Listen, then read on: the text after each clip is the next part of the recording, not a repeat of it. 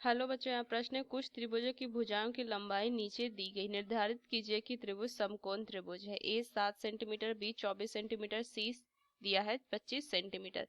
अब देखिए, अगर मैं इस प्रश्न में मुख्य अवधारणा लिखूं, मुख्य अवधारणा, तो हमने पढ़ा था कि किसी त्रिभुज में एक भुजा का वर्ग अन्य दो भुजाओं के वर्गों के योग के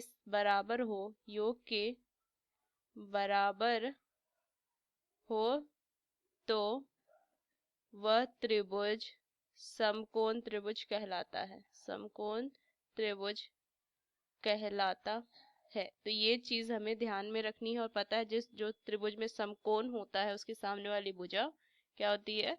कर्ण होती है। तो देखिए, यहाँ से दिया है ए बराबर 7 सेंटीमीटर, बी बराबर 24 सेंटीमीटर और सी बराबर 25 सेंटीमीटर। तो सबसे पहले मैं सी का वर्ग देखूंगी तो हो जाएगा 25 का वर्ग 625, 625। फिर अगर मैं ए का वर्ग देखूं तो ये हो जाएगा 7 का वर्ग 49। फिर अगर मैं देखूं बी का वर्ग तो ये 24, 24 का वर्ग 576, ये होता है।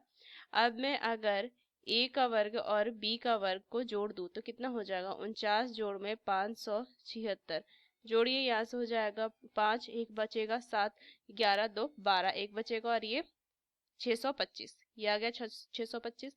अब देखिए, यहाँ से मैं कह सकती हूँ सी का वर्ग जो है वो ए का वर्ग जोड़ बी के वर्ग के बराबर है, ये कह सकती हूँ। अगर ये ऐसा होगा क्योंकि त्रिभुज का एक भुजा का वर्ग अन्य दो भुजाओं के वर्गों के योग के बराबर है, तो यहाँ से कह सकते हैं कि अतः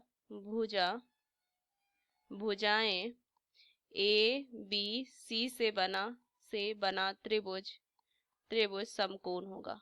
समकोण त्रिभुज होगा। तो यही चीज मुझे निर्धारित करनी थी। तो इस मुख्य अवधारणा का इस्तेमाल करके हमने इस प्रश्न को हल किया। आशा करते हैं प्रश्न आपको समझ में आया। धन्यवाद।